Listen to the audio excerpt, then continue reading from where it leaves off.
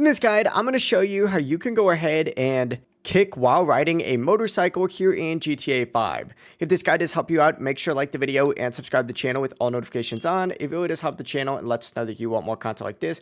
We'd greatly appreciate it. And if at any point throughout this guide you do have any questions, just ask them down in the comment section below and we can help you out further. I'm going to be doing my best to reply to every single comment down there.